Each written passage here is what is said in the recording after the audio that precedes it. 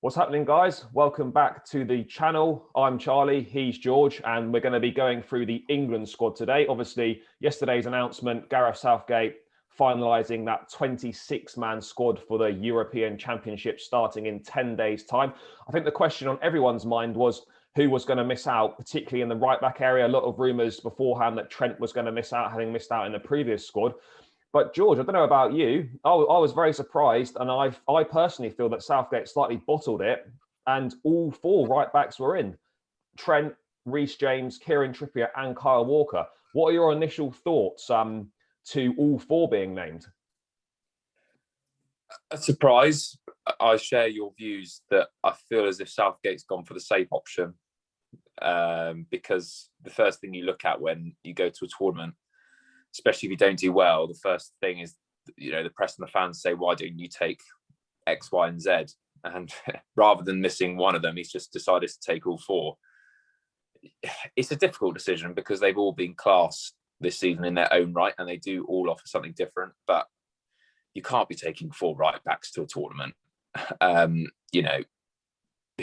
listened to the press conference yesterday at 6, and I think he tried to back up his own claims by saying that, well, yes, Trent could play in midfield, or Kyle Walker could play centre half, or even Reece James could tuck in and play a centre half, or play left back. He even suggested left back and said, well, when is Reece James going to play left back ahead of Chilwell? But a terrible injury. I think Reece James was probably the one on the fringes, having looked at it, because I think he fancies Trippier, and he said in the press conference that Trent was called 2-3 weeks ago. Walker was probably the first one on the list. So then I think Reece James probably got in on his final performance alone. I think, mate, there's plenty to discuss in this. I want you to get on with the midfield, but for me, it is a shock, but it's also not a shock because England managers, they're under so much scrutiny that he felt like he had to make the call of having all four. Yeah, look, I think I agree with you on that one. I think, with England managers, particularly the scrutiny of leaving one out, it's all the questions in a press conference are going to be about that. I think it brings unwanted attention on the camp. So I think he's played it safe by picking all four. But just a quick word on the balance of the squad, George. Obviously, you mentioned we're going in with 4 right backs, 10 defenders in the whole squad. Do you think the balance of the squad is a little bit off, and perhaps we should have taken 1 or 2 in the midfield area? 100%, and I think a lot of people share that view. We definitely lack something in the midfield.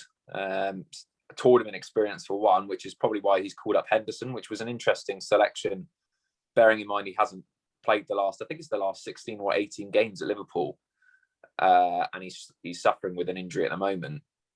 Similarly, up, you could play Lingard, possibly. I'm surprised that he hasn't been called, considering Greenwood dropped out with his form.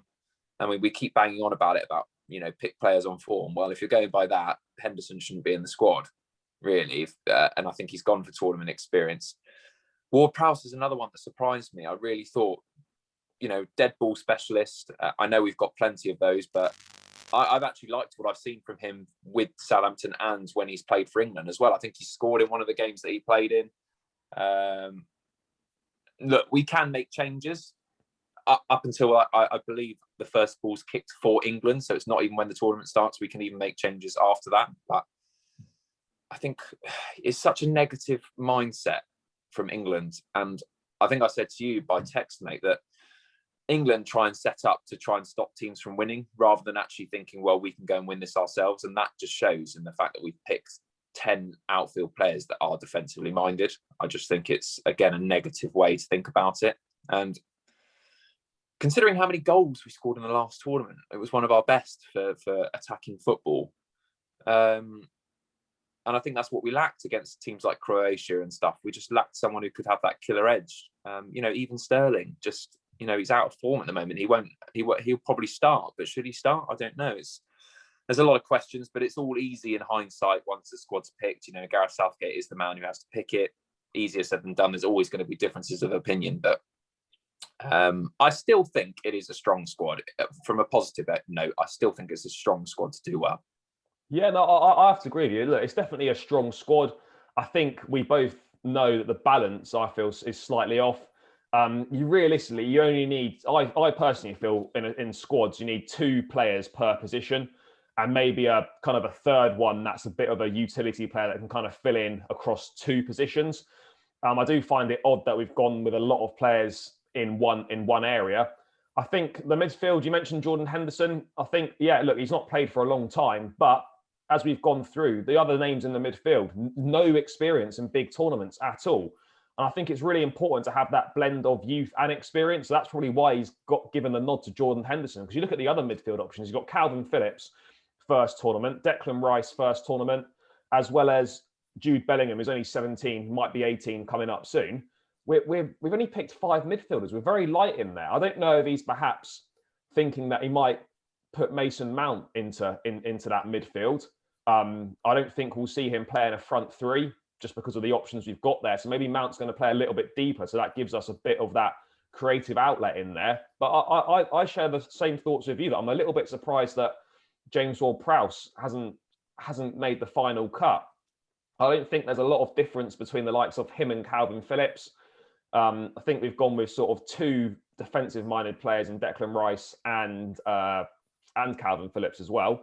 So I would have liked to have seen a bit more creativity in there. But as I said, maybe Mason Mount's going to play deeper, so that's going to kind of offer that. And also Jack Grealish could probably play a little bit deeper as well. He's got in the forward positions, we have got those options of a couple of those more sort of playmaker style of footballers that can drop deep if needs be. But just going on to the front line, George, I know you mentioned Raheem Sterling. Again, this is another criticism I've got of Gareth Southgate, is just the fact that, you know, he's not going to pick the team on form. He's going to pick it on reputation. We know, bar injury, Harry Kane is 100% playing.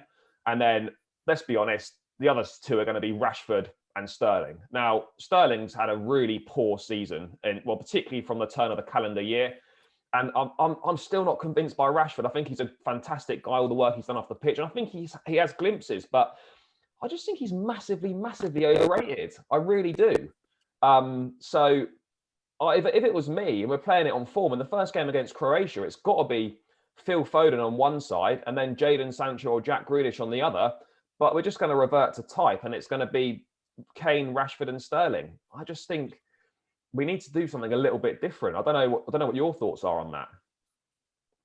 Yeah, I would agree. If you're going to be brave about it, and I think the best way to be brave in a tournament is to go for players that, you know, you don't go on reputation, and that's exactly what he should do. He should play Foden and should play Grealish, but I can't honestly see it happening. I think the relationship with Sterling and Kane on the pitch is still quite good, particularly, you know, at the World Cup. I know we're talking, you know, 3-4 years ago, but I think the problem with Sterling is you just don't know. He can always create. I think for an opposition side, he's always still a danger with his pace and ability to get into those tight areas and create something. He does miss a hatful of chances, and certainly hasn't been in recent form. But I mean, it's that balance, isn't it? You know, we've just been saying that we would like players with experience, tournament experience. Well, Sterling's got it over Foden. So again, whether he plays Foden further back, and even Grealish to a certain extent, maybe he'll play Grealish in the midfield. I don't know, because I just, like you said, mate, I find it impossible that he's got 5 actual midfielders and 4 right backs. So I think he's probably going to go with Sterling more regularly on the left, and Foden and Grealish almost going to act not in their normal positions for their club, which again I think is a bit of a mistake, considering how well they've played for their clubs in those positions. Yeah, Rashford again, mate. I completely share your views. I think he is overrated. It's just not a good finisher, in my opinion. You can't deny his ability at times, and you can't deny his effort. He gives it 110%, but I think his finishing's left to be desired. To be honest, we've got issues in that area. Other than Kane, I don't trust anyone to put the ball in the net when it matters. And even then, that iconic miss when we were playing Croatia, where he smacked it against the post from about a yard out. I mean, if that goes in, we end up going to the final. So I think we're just a bit short in those areas, unfortunately, and we haven't got something else. Yeah, no, I'd have to agree. I just think if anything happens to Kane in any of these warm-up games that are coming up this week, or he picks up a knock or whatever, we've got big problems because Calvert-Lewin, I'm sorry, he doesn't do the business, he doesn't cut it. And if something were to happen to Kane, we've got a real problem, and that massively affects our chances in the tournament. Just to wrap this segment up, George, what do you think the remit for Gareth Southgate is in this tournament? Do you think it's must win, or his job's gone, or do you think it's minimum make the final? Look, first of all, I like Gareth Southgate. I think he's really good for England. I know you share different views that maybe he's a bit questionable, hasn't got the managerial, hasn't really done anything club wise or whatever. But I think he speaks really well of England. I think the players trust him. Regardless of what people say about other managers in England, he's got us the closest we've ever been since 66 or Euro 96. So you can't question that. But I don't think he needs to win it, because I don't think you can put that on an international tournament. It's very difficult. A lot of things have to go for you to be able to win a tournament. I would probably say we need to hit the same mark, semi-finals, I would say, because otherwise we're not really showing progress, are we? We're going backwards theoretically if we don't make it. But we've just got to accept that there are better teams in this tournament. I think France are the go-to team. And if we were to lose to France, there's no shame in that. I just want us to go for it. And I think the question is, I think he'll be under serious scrutiny if we play defensive and get embarrassed, basically, with the team select. And then the first port of call will be that the team selection was negative. So it'll even if we go out, but we go out well, if that makes sense, with plenty of goals, and we give it everything, then I think it's a different outlook on the future for England. But I don't think Gareth Southgate should be sacked or leave regardless. No, fair enough. I think the remit for me, it's got to be, obviously, we made the semi-finals in the last World Cup. For me, it's got to be a minimum of the semi-finals again, because otherwise we do worse than if we get knocked out in the quarterfinals or whatever. It's regression. So yeah, we've got to do better in that regard. Semi-finals for me, minimum.